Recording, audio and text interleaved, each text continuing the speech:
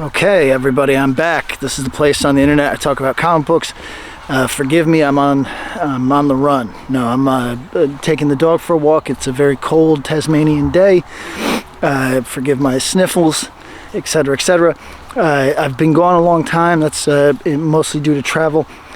For the few hundred of you who watch this, I just want to say thank you very much for buying Gehenna Issues 1, Issues 2. It was a much larger success than we anticipated. To be frank, I didn't know what to anticipate. I don't want to sound like I low rate myself, but I had no idea what to make of the market at the time. So here's what we learned for people who are engaged in this part of the process. The Not Safe for Work covers were such a blessing. Our numbers would have been strong regardless, but those Not Safe for Work sales, which come in at $10, they're polybagged, have a bit more of a collectible thing to them. They just buoy the whole project in a way that is just wonderful. Even with the good numbers, had we not had those covers, we would have been in the black, able to okay another series from Maurizio, but we would have been waiting on trade sales to feel really good about things, etc. As it stands, Marco and I just felt comfortable saying, Maurizio, get started on the next project. We'll be able to pay for it. And it's just a nice feeling, man, to be able to offer people a living wage. Would like to offer even more. But Maurizio, who has declined to become a proper partner, instead preferring to do it as work for hire. That's largely, I think, in part because of him and Marco's relationship. He really sees it as our project and just wanted to be involved in the capacity of work for hire and not kind of take over, I guess would be the wrong language, but basically he wanted the responsibilities that he wanted. Still going to try to include him as a partner in some capacity in the future, but point being, we'd like to offer Maurizio more money, but as it stands, we're able to pay everybody pretty well for this project, and it's because, in some part, to those nude covers. Now, is this a good thing? Listen, if you don't like nudity, you're probably saying no.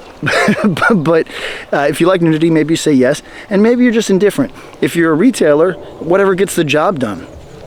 But as a guy who watches the market a little bit, look, I'm grateful. Please continue to buy those covers. But I just worry so much. I'm a worrying person about the market. I've seen it go up and down so badly in my time in comic books, and I just worry on some level that the over-reliance on anything bad.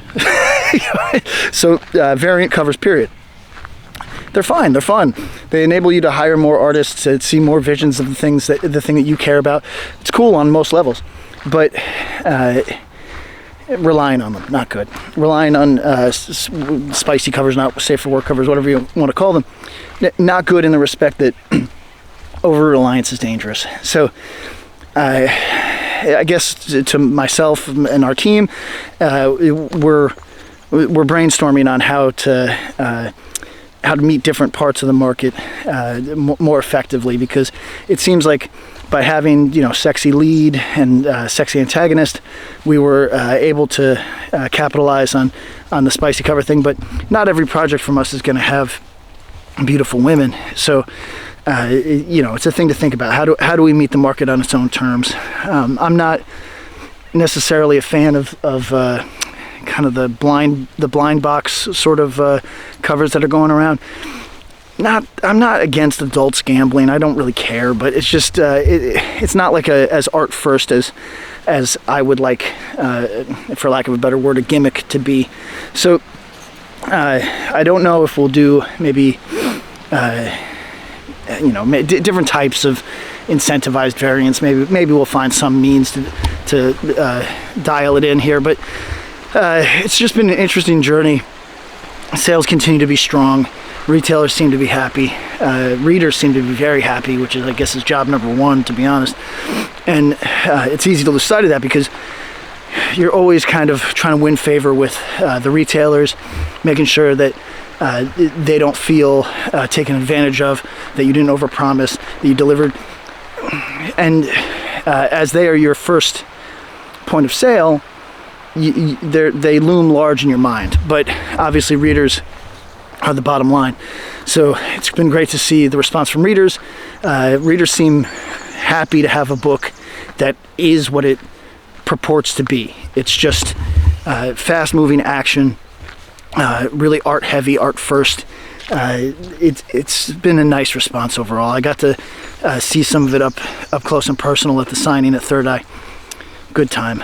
So anyway, this is just a short recap. I'm back on my grind. I'm home for over a month, which is at this juncture rare for me.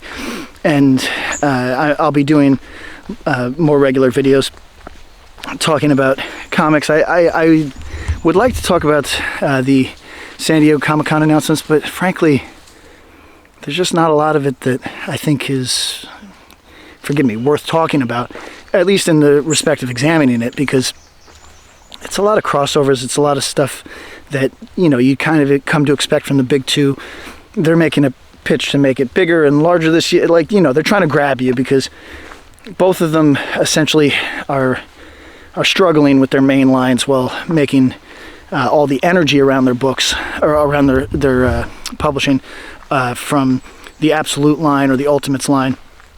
And it really begs the question, is it time for just a general shakeup? Is it time, if the main line is it's still profitable, but if the main line is no longer where any of the energy is, why do we have a main line, right? And I guess the answer is to keep that old reader, and I don't mean old as in age, but maybe. If it's to keep that old reader, I think the old reader has also embraced the Absolute and the Ultimate. So, why are we hanging on to these old models? I mean, I prefer them in principle. The Absolute and Ultimate lines, to me, always feel at least a touch too gimmicky for my taste. But, if that's where the excitement is, I think on some level you have to chase the excitement. At any rate, I don't have a ton to say about it. It's the stuff going on around Diamond is worth talking about, but I am not a bankruptcy lawyer, so some of that is going to be lost on me. I'm glad that it looks like all the small publishers are finding their way after being left out to dry by Diamond. So anyway, this is all to say, thank you for buying the damn book. I appreciate you. Marco appreciates you. Maurizio appreciates you. Matteo appreciates you. Matt, our designer, appreciates you. It's obviously, to do a book well requires everybody operating at peak efficiency as a team. I think we did that on this one. I'm very proud of it. So if you haven't purchased it yet, Gehenna, Naked Aggression, issue 1 you can still find in stores. We didn't get a complete sell-through. I imagine maybe we're approaching it now, but you don't do a reprint this late. So issues 1, issues 2 currently out. Issue 3 is not out yet. Issue 3 will be out soon. Pick them up. Continue to buy those not safe for work variants. You're doing the Lord's work, even if it feels like you're doing the devil's work. Thanks again. I'll be back.